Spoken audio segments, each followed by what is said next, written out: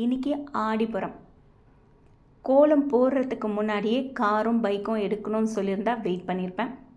நான் போட்டு முடிச்சுட்டு வந்ததுக்கப்புறம் பால் வாங்கிட்டு வந்தவர் இரு கோலம் கொஞ்சம் சின்னதாக இருக்குது, நான் கார் எடுத்து முடிச்சுட்டு பிறக்கும் பைக் எடுத்து முடிச்ச பிறக்கும் பார்க்கலாம், ஒன்று அதை கரெக்ஷன் பண்ணி இல்லைன்னா கலைச்சிட்டு மறுபடியும் போடுன்னு சொல்லிட்டு சொன்னார்.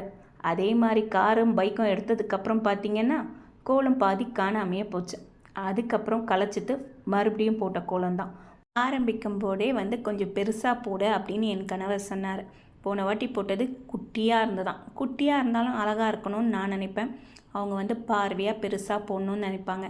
இந்த சர்வலில் பார்வையாக போகிறது கொஞ்சம் கஷ்டமாக இருக்கும். குட்டியாக போட்டால் கீழே இருந்தே போட்டுடலாம், பெருசாக போட்டால் மேல் பக்கமாக நின்று போடுற மாதிரி இருக்கும். அது கொஞ்சம் தலை சுற்றுற மாதிரி இருக்கும் எனக்கு. அதை சொன்னால் அவங்க அப்போ நீ கோலமே போடாதன்னு ஒரு வார்த்தை சொல்லுவாங்க. எதுக்கு ஆர்கியூமெண்ட், ட்ரை தான் பண்ணி பார்க்கலாமேன்னு சொல்லிட்டு கொஞ்சம் பெருசாக போட்டேன். இன்றைக்கி ஆடிப்புறம்ன்றனால எங்கள் அம்மா ஊர்லலாம் என்ன பண்ணுறாங்களான்னா பால் குடம் எடுத்துகிட்டு போய் அம்மனுக்கு பால் அபிஷேகம் பண்ணுறாங்கன்னு சொன்னாங்க. நம்ம தினம் ஆடி மாதம் அம்மனுக்கு பால் அபிஷேகம் பண்ணுறோம். இன்றைக்கி ஒரு வித்தியாசமாக இருக்கிறதுக்காக நான் பால் குடம் எடுக்கலான்னு நினச்சேன். அது எப்போ நினச்சேன்னு பார்த்தீங்கன்னா 8:30 மணிக்கு தாங்க நினச்சேன். ஏன்னா எங்கள் அம்மா கிட்டேருந்து அப்போ தான் எனக்கு கால் வந்தது. சரி நம்மளும் பால் குடம் எடுக்கலாம் அப்படின்னு யோசித்தேன். வெறும் நம்ம மட்டும் எடுத்தால் நல்லாயிருக்குமா? நல்லா இருக்காது. அதனால் என்ன பண்ணேன்னா இங்கே ஒரு 4-5 பேருக்கு இன்ஃபார்ம் பண்ணேன். இன்ஃபார்ம் பண்ணதோடு அவள் தான் யாரும் அதை செயல்படுத்தலை. அதுக்கப்புறம் பார்த்திங்கன்னா நானும் என் பொண்ணும், இன்றைக்கி என் பொண்ணுக்கு லீவுன்றதுனால நானும் என் பொண்ணும் எங்கள் வீட்டிலேருந்து 2 பால் குடம் எடுத்துகிட்டு போனோம். அந்த 2 பால் குடத்தை அம்மன்கிட்ட எடுத்துகிட்டு போகும்போதே மேலே வாத்திய சத்தம் கேட்டுச்சு. நாங்கள் எதுவும் அரேஞ்ச் பண்ணலைங்க, அம்மனே அரேஞ்ச் பண்ணிக்கிட்டாங்கன்னு நினைக்கிறேன். பக்கத்து கோயிலில் மேலே தாளம் சத்தம், எங்கள் லே அவுட்லேருந்து பக்கத்துலேயே அங்கே ஒரு கோயில் இருக்குது. அந்த சத்தம் அம்மனுக்கு வச்ச மாதிரியே அவ்வளோ அழகாக இருந்தது. கிட்ட எடுத்துகிட்டு போகும்போது மேலே வாத்திய சத்தம் ஸ்டார்ட் ஆகிடுச்சு. அதுக்கப்புறம் அந்த பால் எடுத்துகிட்டு போய் நான் ஒன்றும் என் பொண்ணு ஒன்றும் பால் அபிஷேகம் முடிச்சுட்டு அம்மனுக்கு அலங்காரம் முடிச்சாச்சு. அதுக்கப்புறம் பார்த்திங்கன்னா இன்றைக்கி 5 பொருள் வச்சு அபிஷேகம் பண்ணியாச்சு.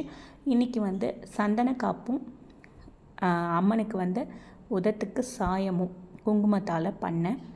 எந்த அளவுக்கு இருக்குதுன்னு தெரியல. இது சந்தன காப்பு சந்தனத்தில் பண்ணல, பேஸ்ட்டில் பண்ணதுனால பேஸ்ட்டு ரொம்ப தண்ணியாக இருந்ததுனால இந்த மாதிரி இருக்கா, இல்லை இதுக்கு காய விட்டால் நல்லா இருந்திருக்குமா, நாங்கள் கொஞ்சம் கிளியர் பண்ணி விட்டோம், அதனால் இப்படி இருக்கான்னு தெரியல. ஆனால் இதுதான் ஃபஸ்ட் டைம் நான் பண்ணது. அதுக்கப்புறம் இதை சந்தனத்திலே பண்ணியிருக்கலாம், பேஸ்ட்டில் பண்ணதுனால என்னமோ கொஞ்சம் டிஃப்ரெண்ட்டாக இருந்தது. அதுக்கப்புறம் நான் வேப்ப மரத்துக்கு பாவாடை தைச்சிட்டு வந்திருந்தேன். அந்த பாவாடையை வச்சு அம்மனுக்கு குங்குமம், தாலிக்கயிறு, மஞ்சள் எல்லாம் பண்ணி அங்கே ஒரு அலங்காரம் பண்ணேன். அதுக்கப்புறம் புத்து மேலே கொஞ்சம் வலையில் மஞ்சக்கயிறில் கட்டி போட்டுட்டு புத்துக்கு மஞ்சள் குங்குமம் போட்டுட்டு அங்கேயும் கற்பூரம் காட்டியாச்சு. இங்கே பார்த்திங்கன்னா வளையல் மாலை, இன்றைக்கி விசேஷமே வளையல் மாலை தானே. இந்த அம்மனுக்கும் ஒரு டசன் வளையல் மாலை கட்டிட்டு எடுத்துகிட்டு வந்தாச்சு. இன்றைக்கி அம்மனுக்கு வளையல் மாலை தான் ஃபேமஸ். அதனால் இன்றைக்கி நான் வளையல் மாலை கட்டிட்டு போயிருந்தேன், இன்னொருத்தவங்களும் கட்டிட்டு வந்திருந்தாங்க. அதுக்கப்புறம் இன்னொருத்தவங்க எடுத்துகிட்டு வந்த வலையில் அப்படியே அரேஞ்ச் பண்ணிவிட்டு வரவங்க எடுத்துக்கிட்டோம் அப்படின்னு சொல்லிவிட்டு அப்படியே அரேஞ்ச் பண்ணியாச்சு. இன்றைக்கி நல்லபடியாக பூஜை சிறப்பாக முடிஞ்சுது. ஆடிப்புறத்தில் பால் அபிஷேகம் ஆரம்பிக்கும் போதே பூரான்னு சொல்லுவாங்க தெரியுமா. எனக்கு பூரான், அருணா இதெல்லாம் பார்த்தா ரொம்ப ரொம்ப பயம். பூரான் அம்மன் பின்னாடியே நின்று ஆசீர்வாதம் கொடுத்தா மாதிரி. இதை கூட நான் சொல்லலை, கூட இருந்தவங்க சொன்னாங்க. அம்மனி இந்த மாதிரி தான் வேறு ஒரு ரூபத்தில் ஆசீர்வாதம் கொடுப்பாங்க, ரசிப்பாங்க அப்படின்னு சொல்லிட்டு.